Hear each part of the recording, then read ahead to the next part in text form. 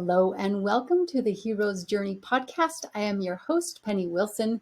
Today we are reading Chapter 3 of The Dream Giver by Bruce Wilkinson. If you have been following, you've heard the previous two chapters, and now we're going to find out what happens next with Ordinary. This is Chapter 3 called Ordinary Meets Bullies in the Borderland. Not far past the sign, Ordinary's path sloped downward. Ahead, he saw the wide waters and the bridge to the unknown. Between him and the bridge lay the borderland, an open stretch of flat ground. Ordinary was surprised to see standing in the middle of the borderland a few of the nobodies from Familiar. One of the nobodies looked more familiar than most, was hurrying toward him. It was his mother. He rushed up and threw She rushed up and threw her arms around Ordinary. "Oh, Ordie," she cried, "my baby! Thank goodness I got here in time." "But how did you get here so fast?" he asked. "Oh, when you're not really leaving Familiar," she said, "you don't have to break through all of that dreadful discomfort." "But why are you here?" "You mustn't go," she said. "I was so alarmed when I heard you were leaving Familiar. I know you told us that you were leaving, but I never thought you would do it. Honestly, what were you thinking? It's not safe. You could get hurt. You could even die." "But it's my big dream, Mother," said Ordinary. "It's a wonderful dream, and I want to pursue it." He tried to reassure his mother. He told her that as dreams go, his was only a little life-threatening. But this seemed to alarm his mother even more than ever. As they walked across the borderland, Ordinary spotted his uncle and best friend. Ordinary's uncle strode up first. "So, you've decided to become a dreamer," he said accusingly. "Do you realize that you are going completely against every tradition in the family? Why should you become a somebody when the rest of us have always been happy being nobodies?" But before Ordinary could reply, Best Friend stepped in. "I was worried before, Ordinary," he said gravely, "but the more I've thought about it, the more convinced I am that you can't succeed with this. I can't stand by and watch you go down in defeat." Ordinary was speechless and bewildered. He'd heard of rumors of boarders and border bullies, but he had supposed that if it were true, bullies would be nobodies he didn't know. He never imagined they'd be somebodies that nobodies. He never imagined they'd be some of the nobodies who knew him best.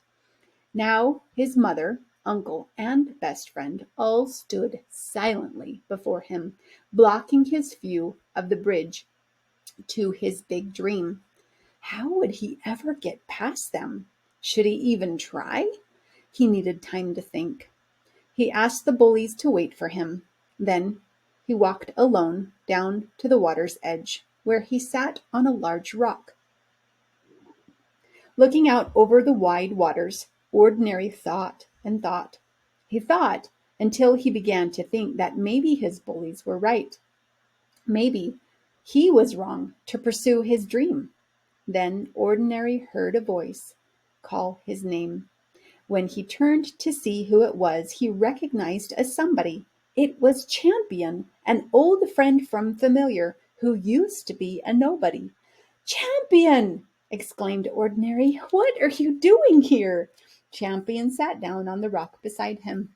"When I heard you had become a dreamer, I just had to come," he said. "I knew you'd need help." "Thanks," said Ordinary with a heavy sigh. "But did you see all my bullies?" "Yeah, I saw them," said Champion. "They're bullies, all right.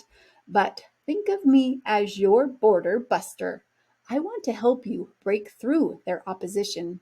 Then Champion helped Ordinary understand what was happening. "Your mother, uncle, and best friend are only doing what's natural," he said. "When you left your comfort zone, you really shook up theirs. Each of them had something to lose if you move forward. That makes sense, said Ordinary. But what do I do now? How do I get all of my bullies on my side? Well, you might not be able to. Wisdom is the key. Try to understand what's motivating them. Look for the merit in their concerns. Some bullies you need to simply dismiss or avoid, but most border bullies have concerns that can help you clarify your plans. That's how a dreamer turns opposition into opportunity. When Champion stood to leave, he said, "Hold fast to your dream, Ordinary. You're going to be a somebody someday. I just know it." And then he shook Ordinary's hand and jumped down from the rock. "Remember," he said, "when bullies try to block your way, what matters most is who you choose to please." Ordinary thought about Champion's parting words. He decided it was time to talk to his bullies again. As the sun began to set, he walked back and forth along the water's edge, talking with them. He told them more about his dream. He learned from their concerns. Then he told them he had decided to pursue his dream into the unknown. By sundown, Ordinary was ready to cross the border. As Mother handed him his suitcase, he saw tears in her eyes. "I've changed my mind. I want you to pursue your dream," she said. "And your father will be so proud of you. I think he wishes he had taken the same journey years ago." And then she hugged him goodbye. Ordinary shook hands with Best Friend and his uncle, who still did not look pleased. While the three watched, he walked toward the bridge over the wide waters. In the gathering dust, Ordinary had failed to notice that another nobody stood on the bridge. But this nobody was not just any nobody. He was the landlord of Familiar. He was the one who decided what was right for nobodies. He owned every inch of land. He even owned the bridge. "I am denying you access to my bridge," he said. "But why?" asked Ordinary. "Because I need every nobody to stay in Familiar at their usual job," said the landlord. "I won't lose any more nobodies to this silly notion of dreams. I will not let you go." Ordinary tried hard not to panic. Wisdom told him that an agnostic like the landlord was the worst kind of bully. He had a lot to lose, and he didn't care about Ordinary. What should he do now? What could he do? Then Ordinary remembered Champion's parting words, and that's when he decided to swim. He knew he might not make it. The wide waters were very wide, and he wasn't a very strong swimmer, but he had to try. When his bullies looked on, Ordinary walked down to the wide waters. He was about to step in when something caught his eye. A small boat was moored nearby. When he got closer, Ordinary saw a note on the seat of the boat. He picked it up and read, "Ordinary, if you've found this boat, I know you've chosen to please the dream giver. Enjoy a dry crossing. Your dream is waiting for you in the land of promise. I promise. Champion." Ordinary untied the boat, stowed his suitcase in the front of the boat, and shoved off. As he rowed out into the wide waters, Ordinary watched his border bullies grow smaller and smaller.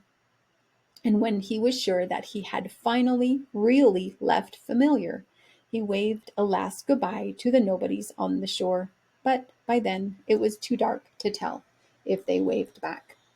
That very night, before he went to sleep in the tall, dry grass on the other side of the waters, Ordinary used the feather again to write in his journal.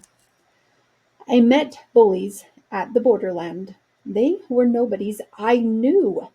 When I left Familiar, it was It upset the comfort zone of those close to me. They felt they were losing something important. Even though my bullies tried to stop me, some of their concerns helped me. I couldn't sway all my bullies. In the end, I had to decide who I would please. I chose to please the dream giver. End of chapter 3. Next time we will read Ordinary Enters the Wasteland, one of my favorite chapters. See you then.